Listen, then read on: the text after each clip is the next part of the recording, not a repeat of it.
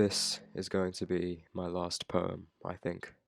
Unsure of what to say, or where to start, or where to end, lots of hazy, scrambled ideas that splutter out from a folded tongue landing an inch away from my feet. A mumbling puddle. Lots of redrafts. I'll try one last time. Then maybe I'll give it up. I am at the bottom of the sea, a quaint fish who... No, terrible. Scratch that. It feels wrong to start with I. Plus, I reckon I could conjure a more fitting metaphor for our condition. Forecast of stormy skies upon the wheat field, and too somber, too macabre, too much Van Gogh. I just need to sit and think for a moment. Something by which to adequately convey my crucible of being, so that you can find wrought upon my headstone proof that against all odds I did exist, writ irrefutably as I. How about this?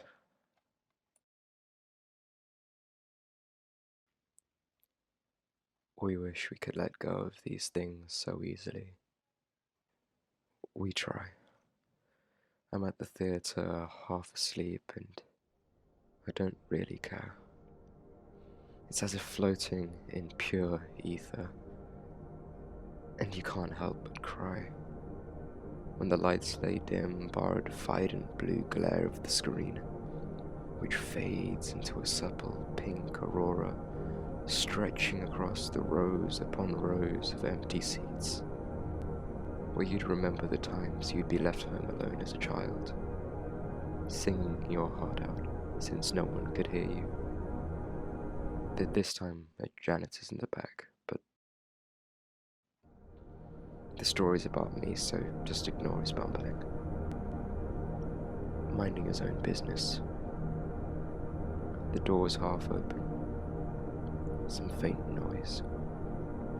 But all in all, nothing speaks, and nothing moves. I wish it could. Slumped in that seat, stark naked, sluggish, not in the best of shape, but strangely, it feels just right. After all, what are we but skin?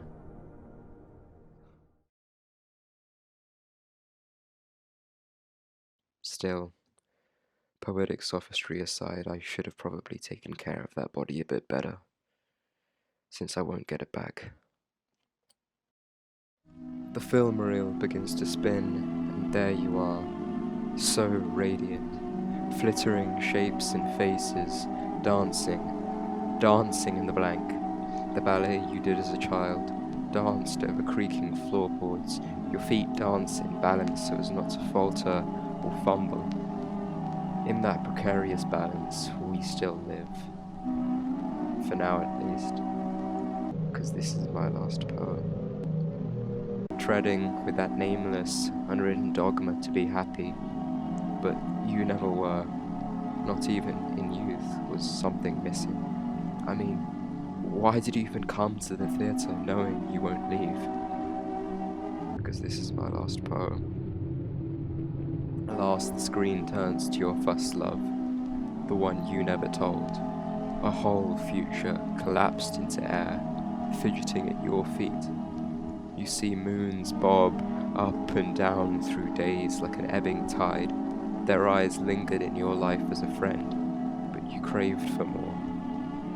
But such bountiful gifts could not pierce your barbed wire heart. It's quite funny, actually. You see your drawings, dispersive monoliths scrawled on papers, back when you still had the energy to do these kind of things. And you stare bleedingly at yourself, staring impassively at a monitor as most of your hours go, withering out. Around this time, you first had that one thought appear in your head. That one thought, that one idea that you won't stop thinking about.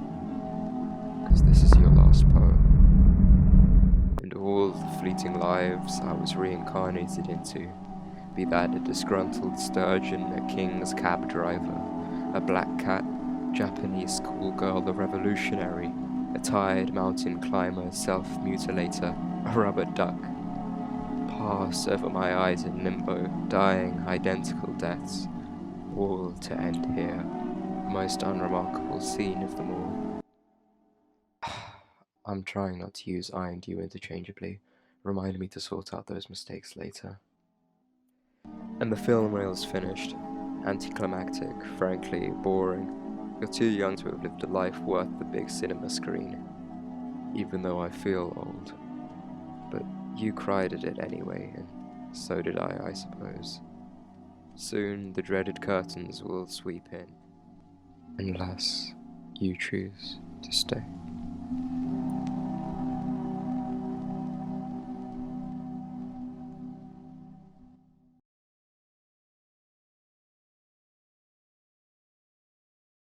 Not a big fan of that poem. It's unresolved, lacks the grandeur of finality. The language lacks poetic charge. Not the kind of thing someone would remember. But let's talk about that last line. Unless you choose to stay. Why don't you want to leave yet? I don't understand. I don't know. Let's try something more direct. Basking in the blank on a midnight highway, arms stretched across before the vicious glare of headlamps, a wrought hunk of metal hurtling towards you, and you're dancing like the ballet, bludgeoned to your fear, so theatrically ignorant to the end. The car sends you flying, mid-air, frozen, floating in ether, obliterated as your head cocks back from impact. Meanwhile, my eyes are dazed in joy. I abhor your murky recesses, the decrepit imp behind the masquerade. It's all so wrong. I loathe having to share a home with you, but now you're meager, crushed to my will. Skidding off, I'm singing in the driver's seat. Something doesn't feel right about that poem. It's not wholly honest, isn't it? I feel there lies more texture to our connection than just anger.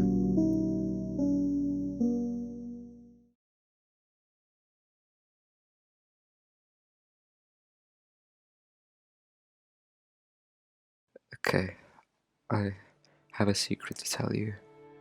A couple months ago, I tried writing my last poem. It was amateurish, lacked structure, wildly incoherent.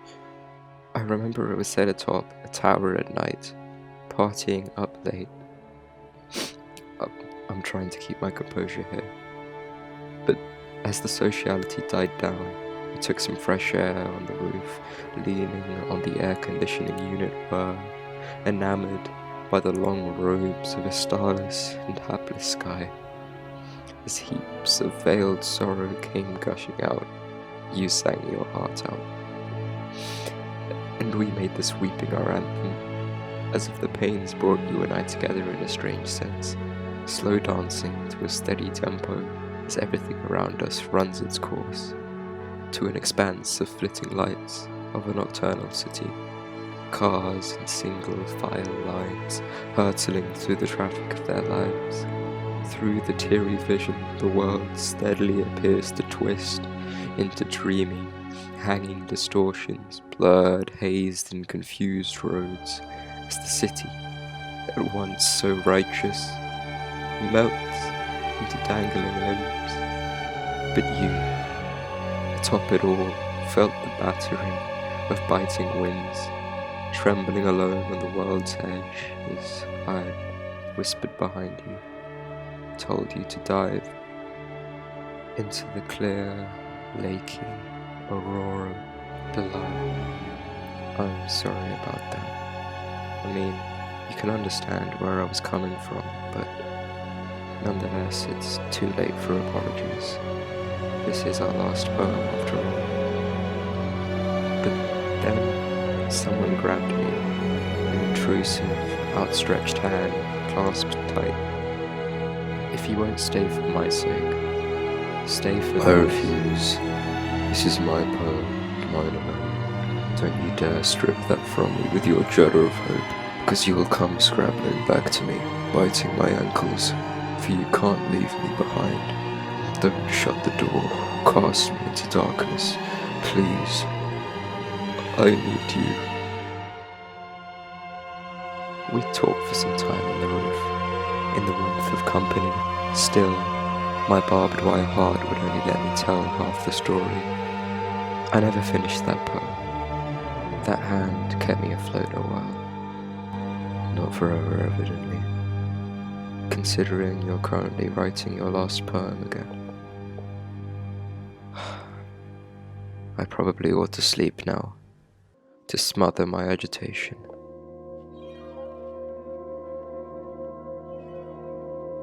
It's 1 a.m. Sleep was a mess. I need to finish that poem, so I've decided to return to the initial idea.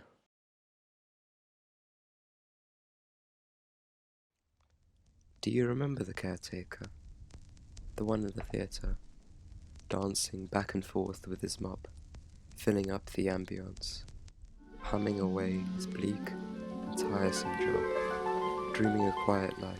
Swaying to the rhythm of my heartbeat. There is nothing quite so heavenly as the stars above to a pair that's so in love. Honey, I just seem to be dancing on the moon. With you in my arms, far away from all the town, up above the silvery clouds, dancing on the moon.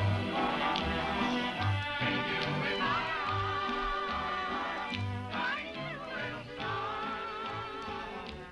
Amusing himself at the naked fellow on row number 4, seat D12. The cleaner considers asking if he's okay, but it's best to keep to yourself. I'm sure the boy will be fine. The old bloke thinks of home. Paying overdue bills, check the fridge for Tupperware dinner, phone the kids because he cares for them, change out of the sweaty beige boiler suit, listen to the news, assimilate into the dogma to be happy, and pray to a starless sky out the window, pray for a new hatchback, pray for a raise, or maybe pray that these floors will mop themselves. He thinks of his wife. Unlike you, he's been through and lost a lot. Maybe he deserved the movie instead. His shift's ended. He can go home for a drink. Instead, he stays. Opens up the grand piano he was forbidden to touch. But his boss is probably at home. And makes the boredom, the credits roll a little nicer. His fingers elegant, as if not a day over 20, that dance along the keys. He shuts the door and sings his own songs, old-timey stuff, with such a fragile yet boisterous countenance, wrinkled and worn out from a life choked in ether.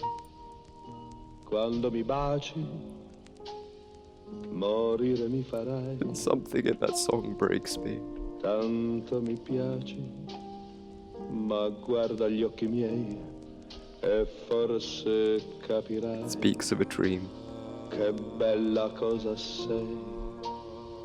that he could grow wings, Ti stringo forte a me and like a ghost, e float tu along the tremi, stream his ti father took him sento to sospirare whenever they felt overwhelmed. così. See that sweeping aurora, then turn around to see the bleak world behind him, but smiling.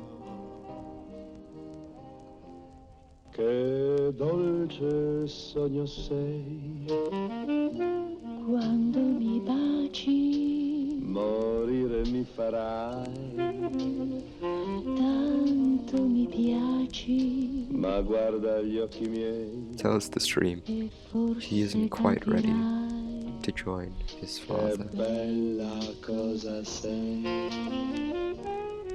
Ehi, ma tu sei Doris Day travestito da sigaraia. Magari. E invece sigaretta.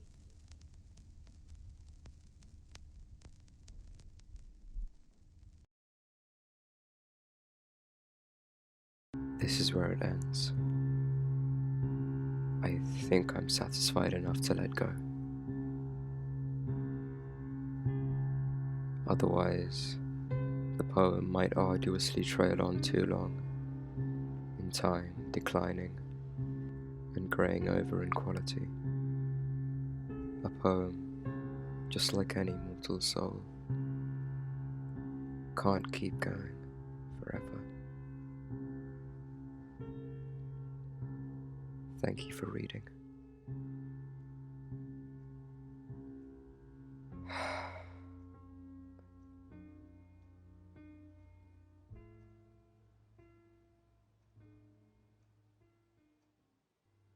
Hold on. No, scratch that. I've changed my mind. I'm not ready for this to be my last poem. Our last poem. When the noise is all too much, and the aurora remains rapidly motionless, and when I feel like I'm disappearing,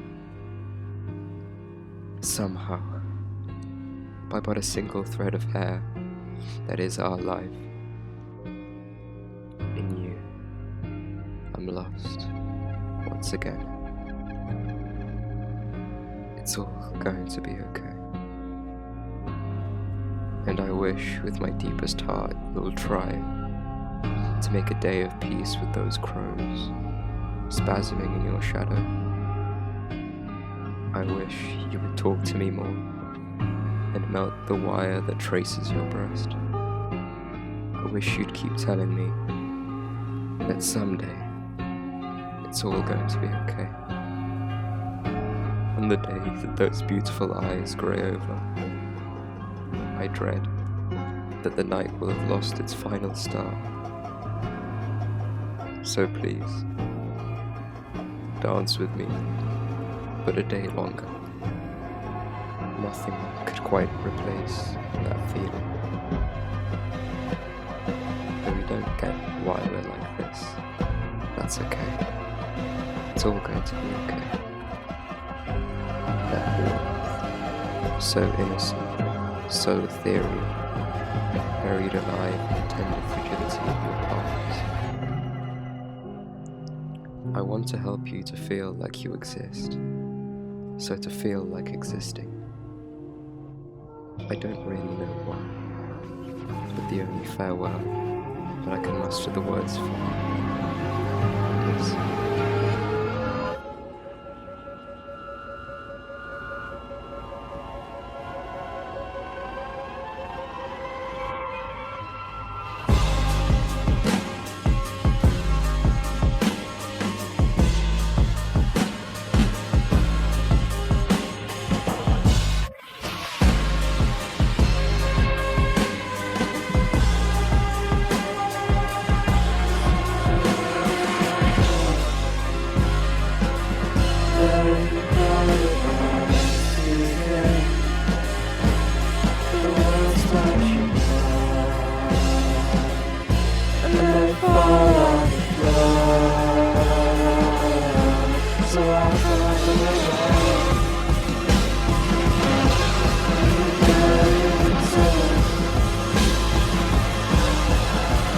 That's a fantasy world.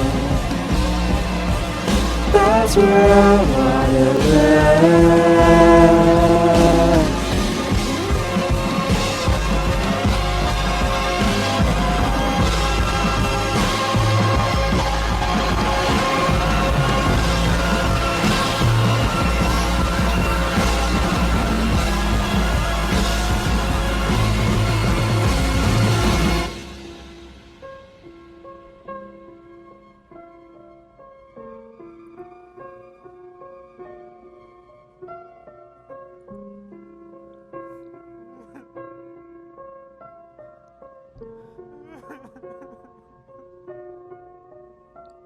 And I fly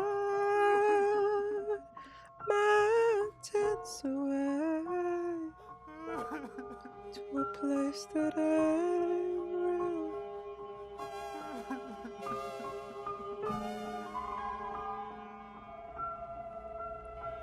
And I go not in a rush.